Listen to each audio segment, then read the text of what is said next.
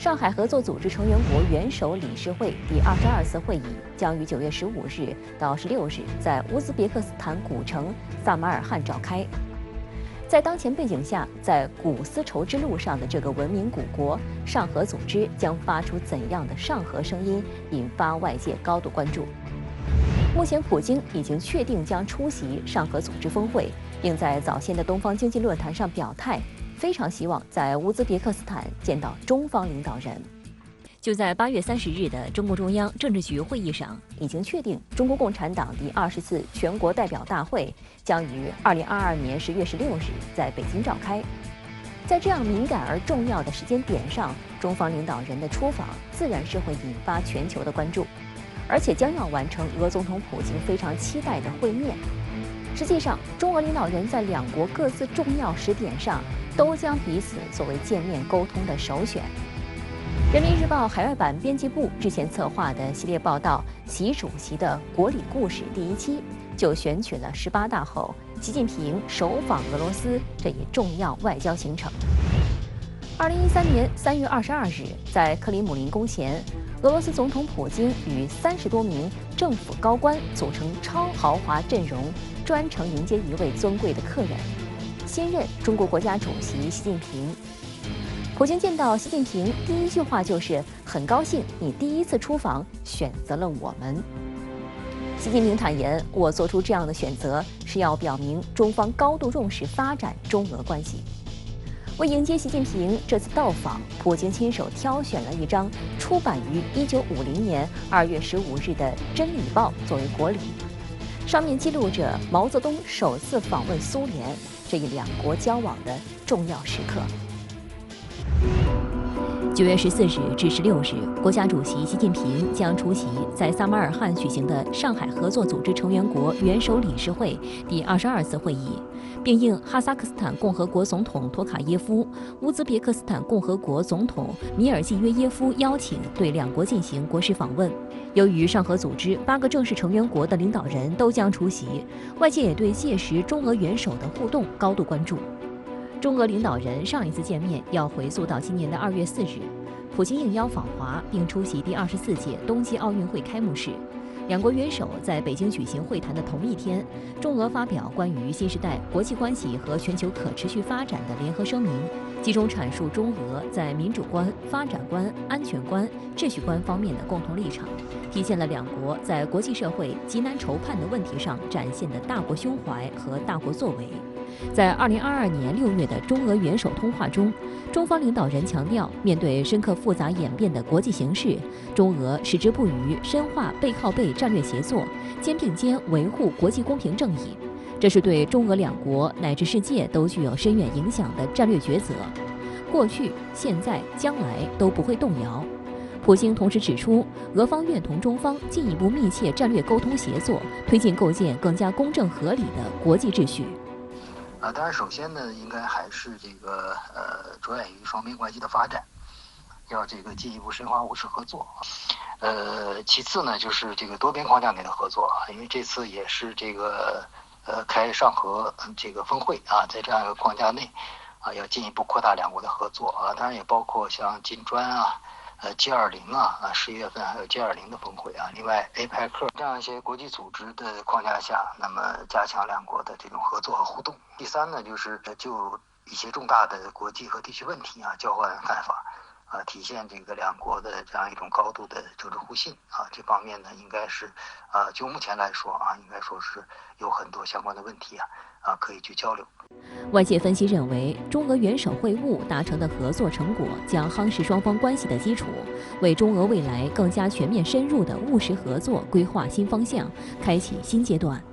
这种元首外交是可以发挥非常重要的引领作用。主要还是通过这样一种会晤可以就两国务实合作做出相应的战略规划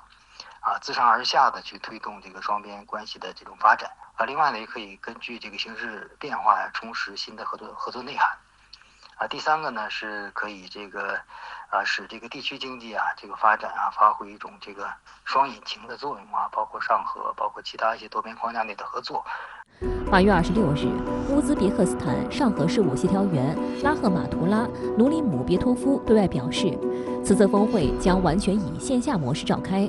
俄总统新闻秘书佩斯科夫也证实，俄总统普京将在上合组织领导人峰会上进行多场重要会见。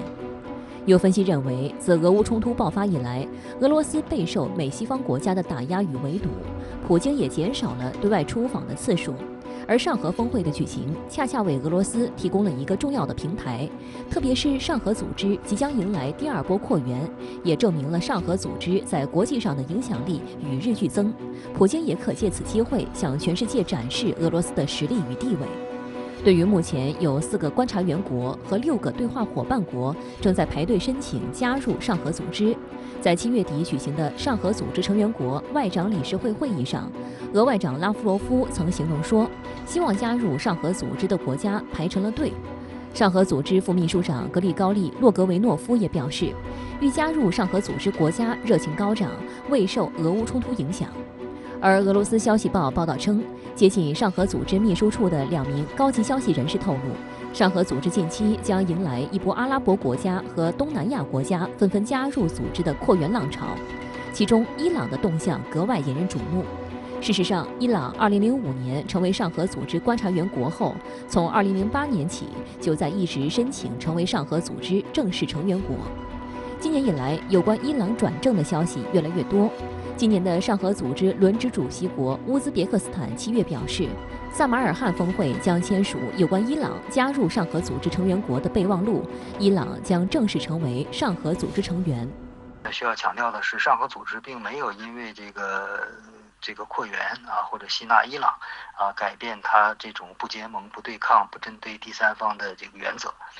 所以这些国家呢，寻求这个参与上合组织的合作并不是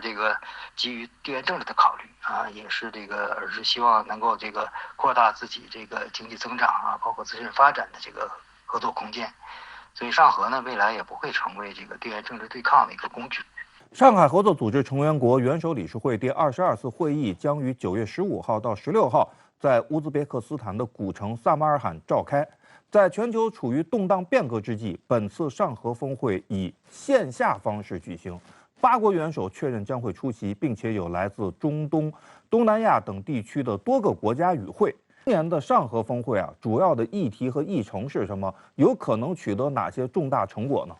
那么我个人觉得至少有2方面值得期待。第一个方面是成员国致力于强化本组织联合应对内外挑战的能力吧。那么实际上对上合组织而言，当前我觉得发展与安全问题变得越来越凸显。那么这背后实际上既有持续的全球疫情危机所导致的成员国的内外发展的困难，也有外部势力参与下部分成员国出现的暴乱事件的冲击。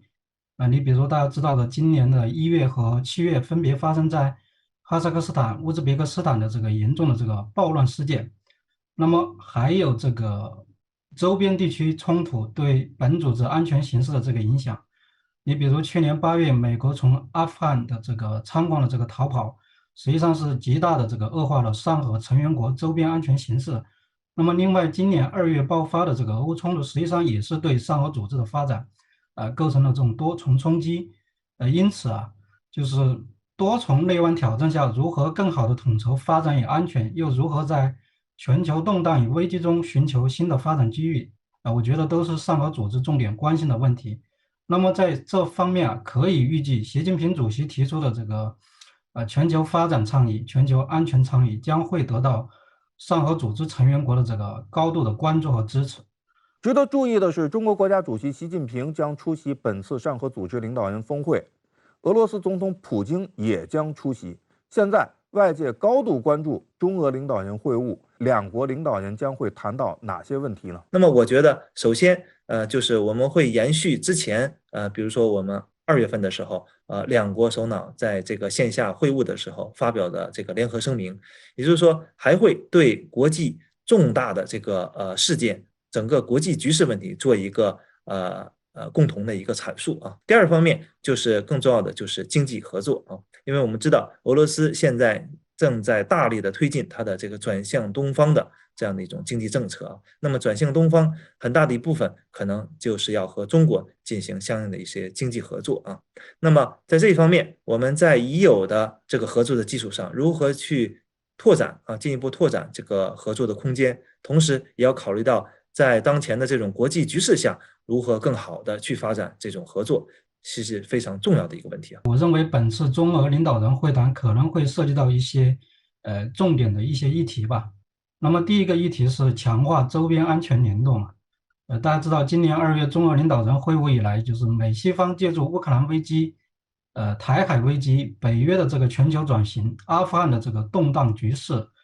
以及中亚部分国家的这个暴乱事件啊，实际上是持续在中俄两国的周边地区拱火。我觉得这是需要中俄两国领导人进一步强化战略协作，共同来维护周边和平与稳定。那么第二个，我觉得可能谈到的一个重点议题是应对美国的这个制裁打压。实际上中俄两国都不同程度的遭受美西方的这样一个单边的这个制裁，而且美国还在编造各种借口对两国进行一个捆绑打压。我觉得这种不分青红皂白的这种制裁，实际上已经变成了这个打压两国开展正常合作和各自对外合作的这个非法的这种工具啊，实际上也是严重冲击了全球的发展，尤其是对全球发展比较重要的这个供应链、产业链和技术链等等。我觉得这是需要两国领导人共同去协商，包括采取一些联合措施啊，通过深化经贸、能源、金融投资、科技、物流等领域的合作，来维护自身的合法利益和发展空间。那么第三个可能的议题，我觉得是维护国际秩序的这个多极化基础，构建反霸斗争的这个国际统一战线。那么近期栗战书委员长在东方经济论坛全体会的主旨发言中，实际上是明确的指出了多极化不仅是历史发展的大势，实际上也是国际社会的这个普遍期待啊。那么对中俄而言，实际上多极化一直是构成两国战略合作的这个重要基础。在新旧秩序转换的这种关键的时刻，我觉得两国既要鲜明旗帜的反对西方宣称的这个以规则为基础的这种霸权秩序，同时也要大力的维护赞成多极化的这个国际统一战线啊，也为更好的构建多极世界来做出中俄的这个贡献吧。尽管安全问题仍然是上合组织的核心关注，但是呢，近段时间以来的地缘政治动荡使我们看到安全问题和经济问题是密不可分的，尤其是美西方国家的反俄制裁有可能波及其他国家。与此同时呢，俄方在反制裁方面的举措也在深刻改变国际经济秩序。那么，在形成公平合理的全球经济秩序方面，上合组织是否会发力？应该说，从上合组织成立一开始，安全合作和经济合作，包括人文交流，就是构成了上合组织发展和合作的3个主要的支柱。在目前的这个上合组织这个框架下进行这个多边合作，事实上，这种经济合作的每一步成就都会为世界经济的更加合理、更加公正，以及更加考虑发展中国家利益这个方向，发挥重要的影响，也会为其他的国家，包括地区合作，树立起一个典范来。9月5日至8日，第7届东方经济论坛在俄罗斯远东城市弗拉迪沃斯托克举行。来自67个国家和地区的5000多名代表参加了该论坛，并与俄罗斯签署了一系列在经济、贸易和能源等领域加强合作的协议。Словом, как бы не хотелось кому-то изолировать Россию, сделать это, как мы и всегда об этом говорили, невозможно. 中国人民大学重阳金融研究院执行院长王文作为唯一一家中国智库学者参会。他向深圳卫视记者分享了诸多现场感受。王文表示，此次东方经济论坛上，西方国家代表没有占主流，但也并非像某些媒体所形容的与西方绝缘。那我呢，因为参加了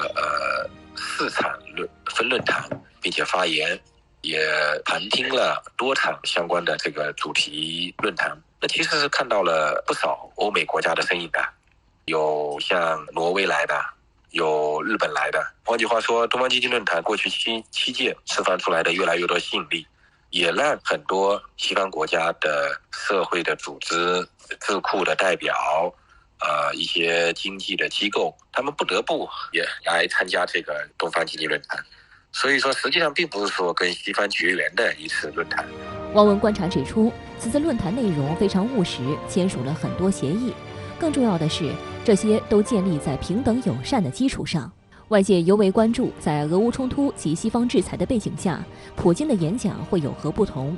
事实上，长达37分钟的讲话，确实是他在东方经济论坛全会上发表讲话时间最长的一次。据俄罗斯观点报梳理，2019年和2021年，普京讲话持续大约30分钟，2016年至2018年均为20分钟左右。我离主席台其实也并不远。那我印象最深刻的呢，就是普京的这个体力啊，真是好。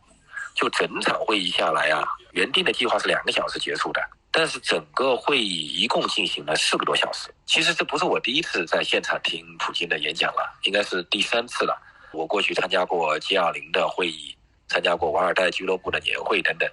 但这一次是我参加的现场听过普京的讲演的最长的一次。换句话，这4个小时里面，几乎3个小时吧，将近都是普京自己一个人在讲。普京心力充沛，思维敏捷，谈吐幽默。无论你是否赞同他的观点，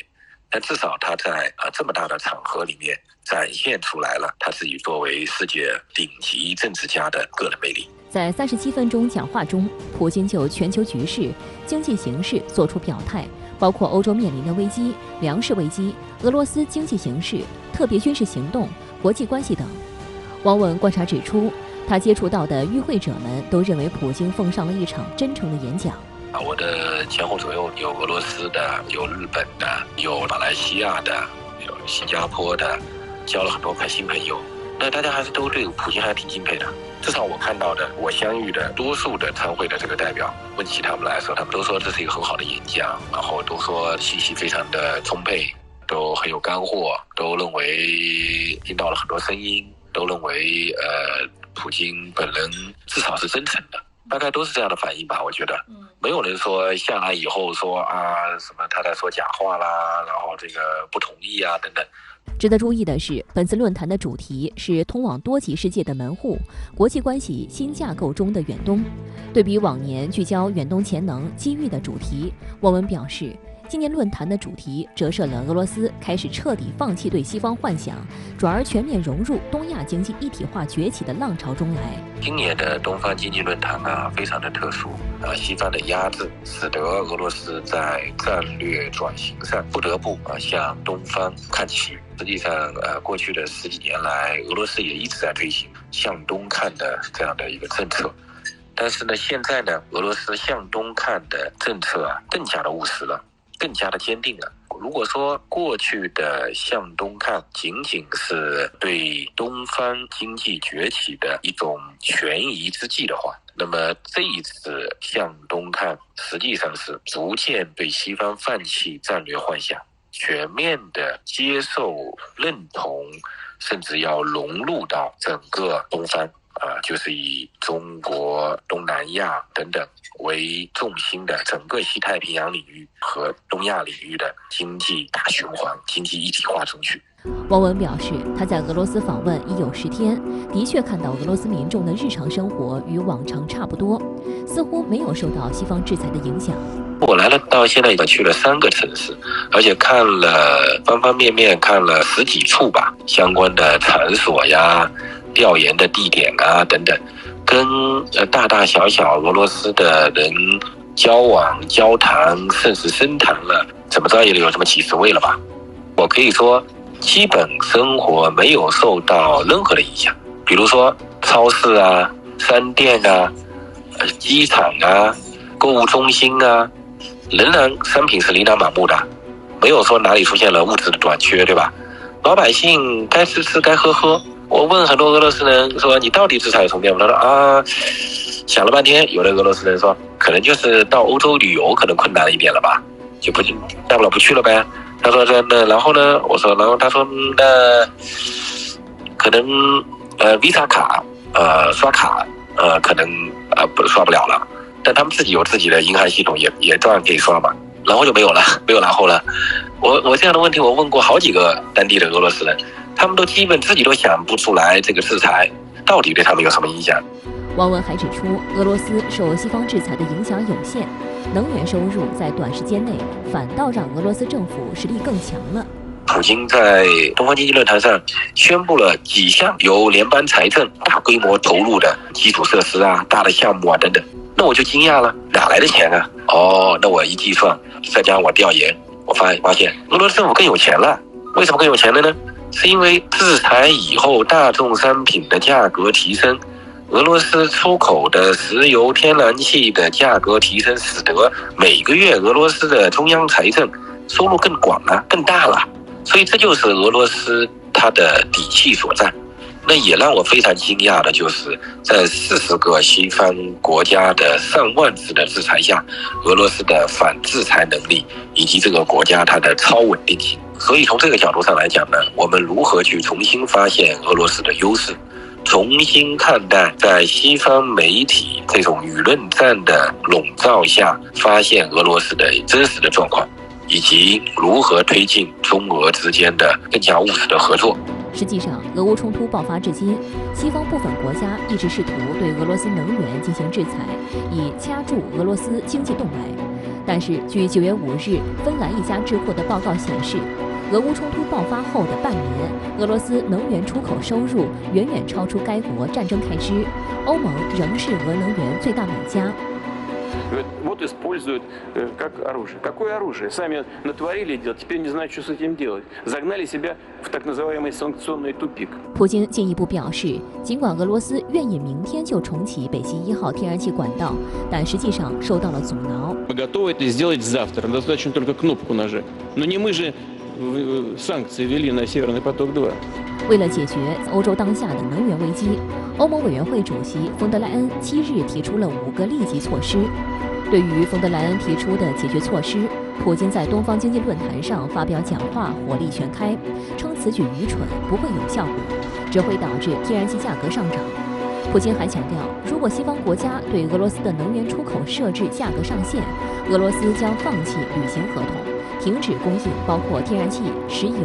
煤炭等在内的能源。东方经济论坛是从2015年开始举办的。这个论坛呢，对于俄罗斯究竟有什么意义？尤其是对俄方而言，今年的论坛是否具有特殊意义呢？江先生，东方经济论坛在这个背景下呢，应该说它就具有了2重意义。第一个是继续展示俄罗斯对外合作的一个重要的窗口，展示俄罗斯对外合作的一种意愿。另外一个是由于很多的这种国家参加东方经济论坛的国家呢是东方国家，不管是它地理上还是在政上，通过这样一个平台，事实上也可以展现出来，俄罗斯尽管面临西方的围堵打压，但是俄罗斯仍然能够在世界上找到合作的伙伴，仍然能够在经济领域内去寻找到新的合作的对象。中俄刚刚在东方经济论坛上签署协议，以本币结算双方的天然气交易，此举具有什么样的意义？江先生，加强两国之间、中俄两国之间的这个贸易的本币交易，事实上一直是我们两国过去经济合作的一个非常重要的内容。在目前的这个情况下呢，应该说，由于俄罗斯受到西方的制裁，由于国际经济金融秩序都在发生比较大的这个变化，出现比较大的这个动荡，所以在这个背景下呢，中俄两国加强这个本币交易的这个规模，对于金融安全，对于稳定两国的这个合作，包括经济合作的这个进程，应该说都会具有非常重要的影响，同时也具有现实的，比如说规避金融制裁的风险，比如说规避汇率动荡的这样一个风险等等这些现实性的作用。我想啊，事实上从过去的经验来看，随着两国经济合作的不断的深化，两国本币交易的数量在两国整体的这个贸易额中间的这个规模会不断的扩大，未来很可能不仅仅是在这个两国天然气能源交易的领域，未来其他的合作的领域也可能会逐步的扩大使用本币交易的这样一个规模。俄中天然气结算使用卢布和人民币，其实也是正常操作，不值得大惊小怪。但是，一些西方媒体结合解放军参加俄罗斯东方2022演习，往中俄绑定上带节奏。刘先生，您怎么看待这种舆论？中方应该如何回应？西方世界它习惯已经形成一种舆论啊，包括在这次俄乌冲突之后，对中国有一些这个很不利的言论啊，也有一些把中俄绑定在一起的这样的一些这个说法啊。但是我觉得其实这样的舆论是不攻自破的啊。最关键的在于什么？在于我们和俄罗斯如何进行在这样的一种形势下的一种合作。比如说我们进行共同的这种军事演习，进行相关的安全方面的合作，其实是中俄长期以来一直坚持的这么一个方向啊，它不是现在我们这个形势变化所导致的这样的一个结果。那么其实这是一个很重要的一个理由，我们可以去反击对方，我们长期的合作的一个方向。那么另一方面就是中俄之间的合作，我们多次强调，我们不是一个同盟的关系，我们不结盟，我们也不针对第三方。所以我们只要强调这样一个方向，我们的合作的目标在于我们要广交朋友特别是对于中国来讲，俄罗斯这样一个军事大国，那么对于中国的这个周边的安全是非常有意义的。9月1日到10日，在俄罗斯航空公司从莫斯科和圣彼得堡飞往弗拉迪沃斯托克的航班客机上，乘客都将有幸品尝到一种新的饮料，那就是远东地区生产的桦树汁。实际上，航空公司在客机上为旅客提供各种饮料服务，是所有航空公司的标准业务操作，不是什么新鲜事。但以桦树汁入手来宣传远东，却是俄罗斯的别出心裁。要知道，桦树与套娃、伏特加、北极熊等元素都是俄罗斯的代表符号之一。尤其是在远东，大片的土地有待开发，那里有着广袤的桦树林。有不少舆论都认为，这个操作不仅能为在弗拉迪沃斯托克举行的第7届东方经济论坛造势，同时也是俄罗斯正在加速落实国家向东发展政策框架下的一个真实写照。有分析认为，从近期普京远东之行3大日程、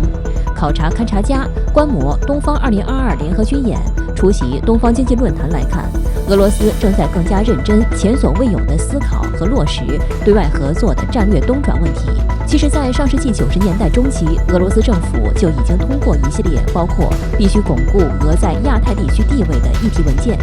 但在当时，由于俄欧联系，要让俄精英相信有必要加强与亚洲国家的关系，面临客观障碍。2018年，我参加的这个瓦尔代国际辩论俱乐部的报告里就有这么一个警句：欧洲世纪100年前结束，美国世纪我们眼看着它结束，21世纪是亚洲世纪。但俄罗斯呢，国徽是双头鹰，所以它呢，外交战略也总的来说还是一个双头鹰的战略。在这以前呢，就往西看的那只眼睛呢睁得比较大，因为呢，俄罗斯啊，原来呢曾经想融入西方，但是后来发现西方不要它，融入不了西方。那么既然融入不了西方，那最好还是能够引领非西方世界。俄罗斯是有这么一个雄心壮志的。也正因为如此，俄罗斯金砖国家研究委员会理事会副主席格奥尔基·托洛拉亚在参加完东方经济论坛全会后，就对媒体表示，俄罗斯开始认真转向东方。他表示，此前我觉得许多人制定转向东方的日程都是形式上的，现在我的确首次亲眼目睹这辆机器是如何向东方调转车头的。据俄罗斯卫星通讯社报道称，俄国家原子能公司与中国能源公司在东方经济论坛签署备忘录，将研究在萨哈林建氢气生产厂的可能性。此外，俄罗斯和缅甸签署了2022至2023年和平利用原子能合作路线图，包括可能在缅甸建设带有低功率反应堆的核电站。同一天，俄罗斯农业部副部长谢尔盖莱温在东方经济论坛俄罗斯越南会议期间也伸出橄榄枝。俄罗斯有意扩大对越南的粮食供应，首先是小麦，同时加大肉类产品和葵花籽油在当地市场的出口份额。日经亚洲评论称，从吸引更多俄罗斯游客到促进贸易，泰国、越南和缅甸等东南亚国家正在加强与俄罗斯的经济联系，希望遏制通货膨胀，促进经济从疫情中复苏。尤其是东盟国家，今年与俄经贸合作势头也很迅猛。截至2021年底，双边贸易额增长27.5%，达200亿美元，也都对俄在远东乃至亚太地区合作兴致很高。其实也有不少分析都认为，如果说之前的向东看是俄罗斯抵御西方压力的亚太战略布局，那么战略东转已不再限于亚太战略，而是俄罗斯全球战略层面的调整。美国西方现在是要跟俄罗斯是全面脱钩，俄罗斯别无选择，当然只能向亚太发展，向那个东方发展。另外呢，第二个就是俄罗斯觉得亚太的发展速度将高于世界的平均发展速度，所以跟亚太开展经济合作是最有前途的。值得注意的是，中国全国人大常委会委员长栗战书9月7日也出席了东方经济论坛全体会议，并做了题为“推动世界多极化进程，开启区域合作新篇章”的致辞。栗战书表示，中国是世界多极化的坚定支持者和积极推动者。中国愿同包括俄罗斯在内的区域各国一道，深化共建“一带一路”，谱写东北亚区域合作美好篇章，为推动构建人类命运共同体而不懈努力。中俄之间的合作不设上限。我在东方经济论坛这个4天的会里面，有好多场会都跟中国经济相关的。那么这次专门还成立了中俄实业合作委员会，中方主席是由咱们的某家央企的总经理来担任，俄方也是非常重要的这个企业的总裁来担任，这本身就是代表着大家更加的务实了。就换句话说，这次东方经济论坛折射出来的这个信息，最重要的一点就是折射出来双方都认为未来的潜力很大，还要再继续增加投入，继续扩大贸易，继续深化合作的这种双方的共识。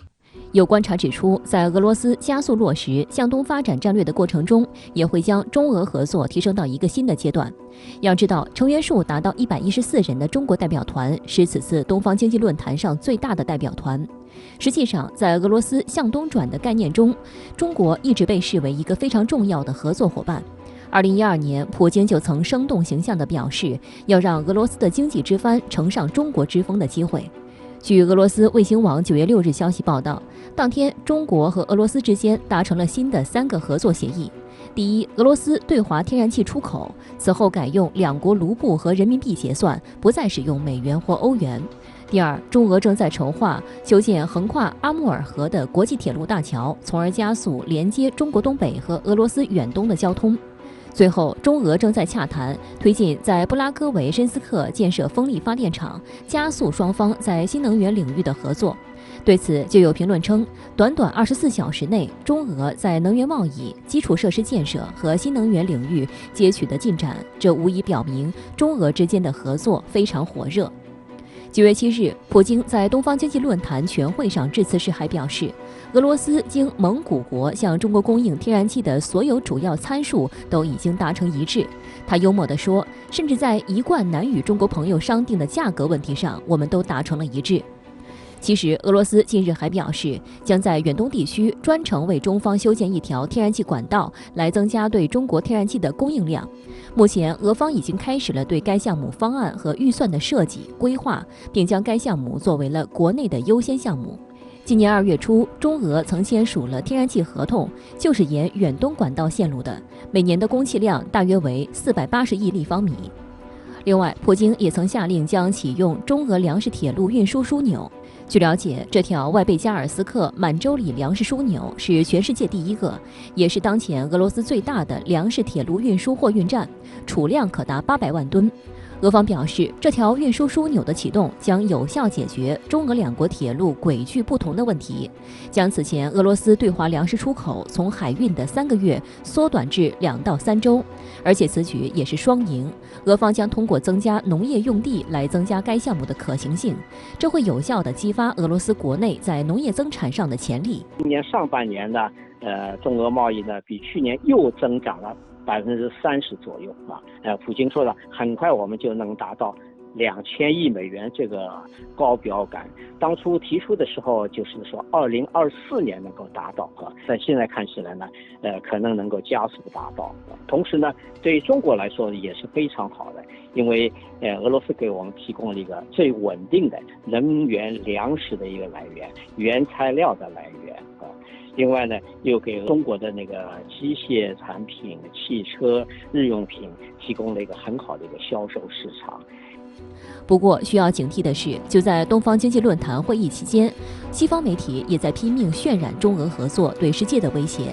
美联社称，北京和莫斯科的关系越来越密切，双方加强关系是为了对抗美国。中俄合作可能破坏国际社会对俄的制裁。基于此，《环球时报》日前发表一篇题为《与俄罗斯的正当合作无需克制》的评论文章，反驳道：现在有些美西方舆论戴着有色眼镜，一看到中俄合作，立刻条件反射的焦虑制裁失败，进而指责是中国破坏了华盛顿的全球努力。这是一种难以掩饰的心虚。有必要强调的是，美西方没有资格，更没有权利阻止、干涉其他国家与俄罗斯进行正常合作。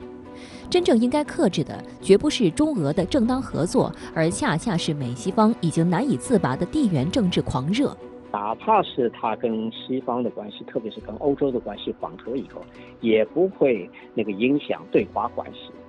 早在特朗普呢对中国打贸易战的时期，俄罗斯好多人都觉得俄罗斯是不是有更好的机遇了？但是俄罗斯一个很有名的一个国际问题专家，原来是卡内基中心的主任克列宁，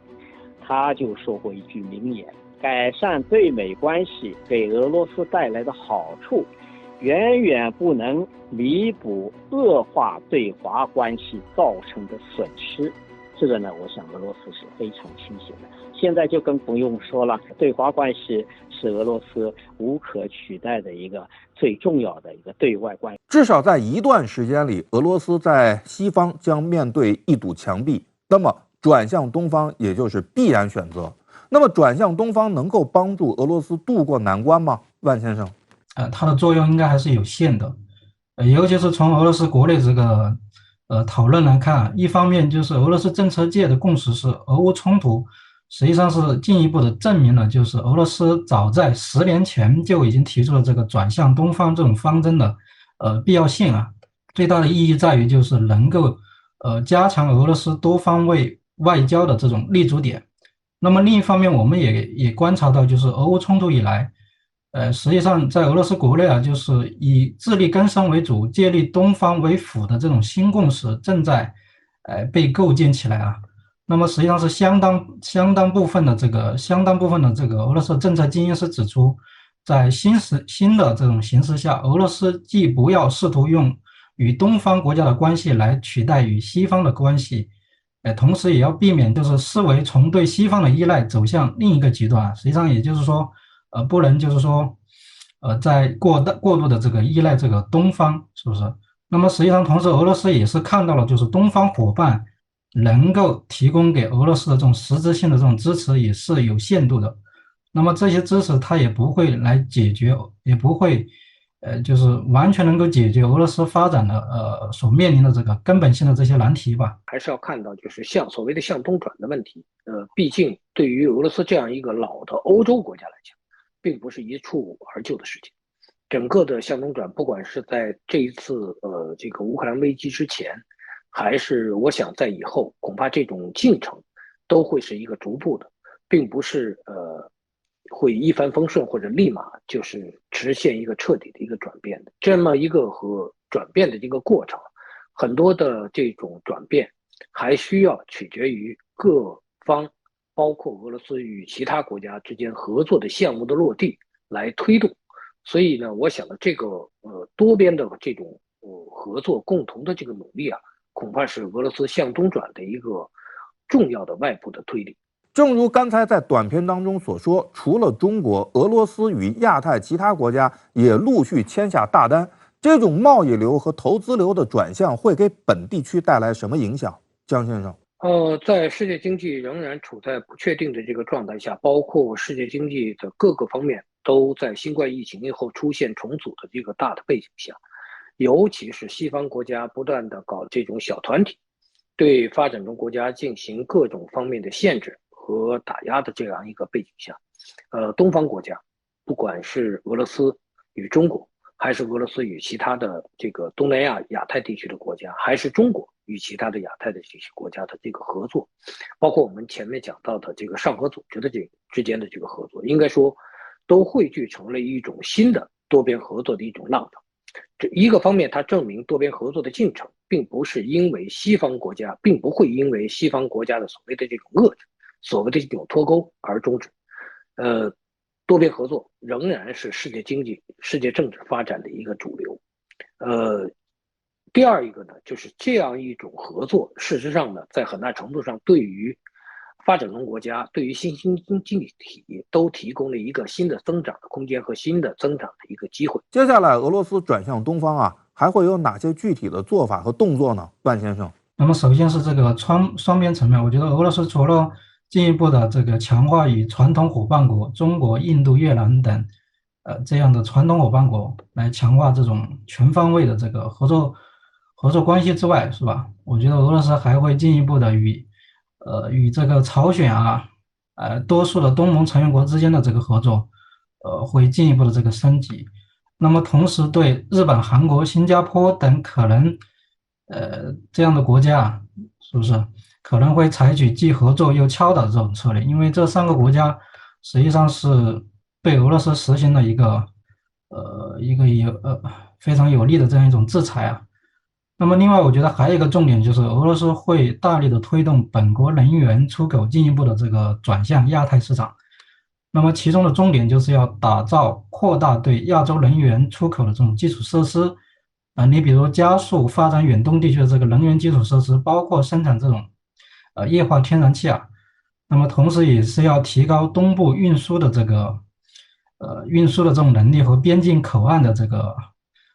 这样一个能力吧。我觉得这些为远东地区的那种能源资源来寻求更多的这个亚洲的这个市场。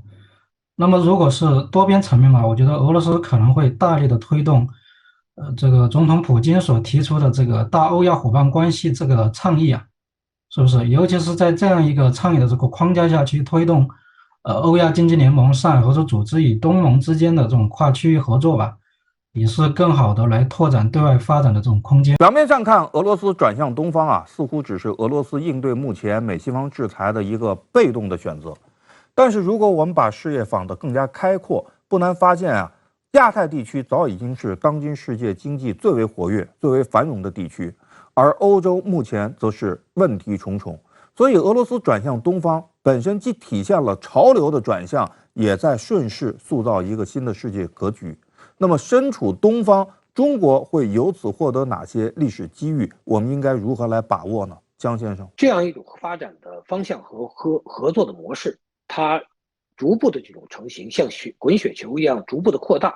它慢慢的就会变成一种压力，慢慢的就会变成一种动力，它就是推动世界政治和经济向更加合理和更加健康方向去发展。那么这样一种更加合理和更加健康发展的一种大的趋势，对于中国来讲，就是一种无形中间就是一种重要的资产。我认为中国可以抓住俄罗斯新一轮转向东方的这个历史机遇吧，既可以将拓展两国经贸合作作为巩固以中俄为主体的这个战略纵深、安全屏障、能源走廊的这个持续的建设，那么同时也可以强化中俄共建“一带一路”合作包括加快中蒙俄经济走廊建设，借助中吉乌铁路的可能开建，推进中国中亚经济走廊这个深度建设，还可以推进上合金砖国家、东盟等框架内的这个多边合作